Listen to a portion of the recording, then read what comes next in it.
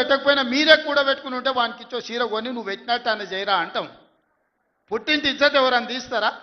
ఏ ఆడబిడ్డనైనా తెలంగాణలో ఉన్న ఆడబిడ్డ ఎవరైనా ఎంత కష్టమని ఉండని, ఎంత నష్టమని ఉండని, పుట్టింటి ఇజ్జత్ నిలబెట్టడానికైనా ప్రయత్నం చేస్తుంది కదా. మీరు అందరు కూడా తెలంగాణ ఆడబిడ్డలే కదా. ఇవాళ ఇంతో అంతో తండ్రి గాలికి సంపాదించిన దాంట్లో వాటా ఇవ్వాల్సి వస్తుందని మెడల్ వాటి దొబ్బితీవి నీ సొంత చెల్లెలు. నీ సొంత చెల్లెలకే సమాధానం చెప్పలోనే ఆయన నాకు సవాలు ఇసురుతున్నాడు. ఈ అవ్వ లాగులో తొండలు ఇచ్చి కొత్త బిడ్డ నేను అనుకుంటున్నావేమో. నా సంగతి ఇంకా తెలియదు. మీ నాయనని అడిగి ఇంటికి పోయి చెప్తాడు. ఏ అమెరికాలో బాత్రూమ్లు అడిగినట్టు అనుకుంటున్నావు నాతో మాట్లాడు అంటే, నేనేదో మార్చుకుంటుండే పోని ఆవుల పోరోడి గాలికి తిరిగేటోడి గాలికి అంతో నాకెందుకని ఇవన్నీ వేషాలు. ఇంకా పక్కలో ఒక నలికుట్లోడు ఉంటాడు, 6 అడుగులు ఉన్నా అనుకుంటాడు. ఆ తలకాయ ఎక్కడుందో నాకు తెలియదు. కేసీఆర్ వచ్చి గర్జించిందంట, గర్జనకు నేను పోయి లోపల దాచుకున్నంట. ఇక కేసీఆర్ గర్జనలు గర్జించినట్టు లేవురా నాయన. మన గాడిదలు ఏం చేస్తావా? ఒండ్ర పెడతాయా? ఏమంటారు గాడిదలను? గాడిదలు అరిస్తే ఏమంటారు నరసింహ? గట్లున్నది. మీ గాండ్రింపులకు, మీ బెదిరింపులకు, ఉడత ఊపులకు భయపడ్డోడు ఎవరు లేడు బిడ్డ. ఈడ దుక్కి దున్నిన చేతులు ఉన్నాయి. మీరేదో తోలు తీస్తా అంటే తీపించుకోనికే లేము. ఈ కండలు కరిగినాయి, మిగిలిందే తోలు. ఫస్ట్ నీ తోలు సంగతి చూసుకో. నీ తోలు సంగతి చూసుకో.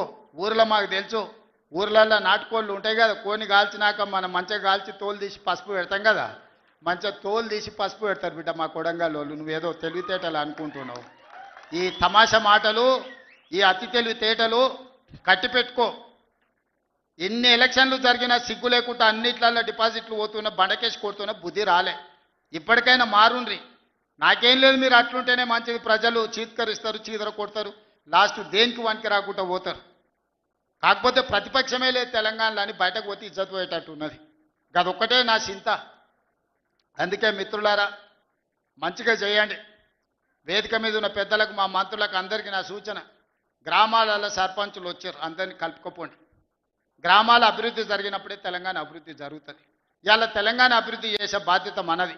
చిన్న వయసులో నాకు అవకాశం వచ్చింది. ఇప్పుడు చాలామంది మా సర్పంచ్ అమ్మ వచ్చింది, సజ్జకాన్పేట రేణుకమ్మనా మౌనిక, మా రాములు తమ్ముని కోడలు మౌనిక చెప్పింది, 24 ఏళ్ళు చిన్న వయసులో నేను సర్పంచ్ అయినా సార్ అని. ఎన్నో ఆలోచనలతోని ఇలా చిన్న వయసులో మీరు అందరు సర్పంచ్లు అయినరు. ఇంజనీరింగ్ చదువుకున్న వాళ్ళు అయినరు, డిగ్రీ చదువుకున్న వాళ్ళు అయినరు, 22, 23 ఏళ్ళకు ఉన్న వాళ్ళు అయినరు, పెద్దోళ్ళు 80 ఏళ్ళు ఉన్న వాళ్ళు కూడా సర్పంచ్లు అయినరు. మా రాఘవ వాళ్ళ తల్లి సర్పంచ్ అయింది. వీళ్ళందరూ ఎందుకు అయినరు అంటే గ్రామానికి ఏమైనా చేయాలని అయినరు.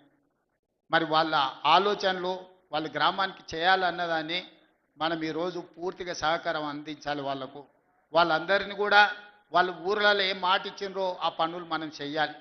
వీలైనంత మేరకు నిధుల కష్టం ఉన్నది, మనం ఇచ్చేది మనం ఇద్దాం, కేంద్రం నుంచి తెచ్చేది కేంద్రం నుంచి తెద్దాం. మార్చి లోపల కేంద్రం నుంచి 3,000 కోట్ల రూపాయల నిధులు నేను పట్టుకొస్తా. మీకు అందరికీ గ్రామాలలో నిధులు ఇచ్చే బాధ్యత నాది. మార్చి 31 తారీఖు లోపల 3,000 కోట్ల రూపాయలు గ్రామాలకు పంపించే బాధ్యత నేను తీసుకుంటా.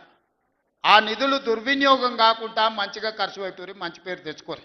నాకెట్లా చిన్న వయసులో ఈ రాష్ట్రానికి ముఖ్యమంత్రి అయ్యే అవకాశం వచ్చిందో, రోజుకు 18 గంటలు కష్టపడి ఎట్లయితే పనిచేస్తున్నానో మీరు కూడా గ్రామాలలో పని చేయండి, కష్టపడుండ్రి, గ్రామంలో ఇంత మంచి పేరు తెచ్చుకోండి, గ్రామాన్ని అభివృద్ధి చేయండి.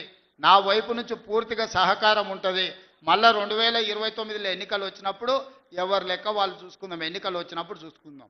ఇప్పుడు కేవలం అభివృద్ధి మీదనే దృష్టి పెడదాం, గ్రామాలను ముందుకు తీసుకెళ్దాం. గ్రామాలు అభివృద్ధి చెందినప్పుడే తెలంగాణ రాష్ట్రం అభివృద్ధి చెందుతుంది.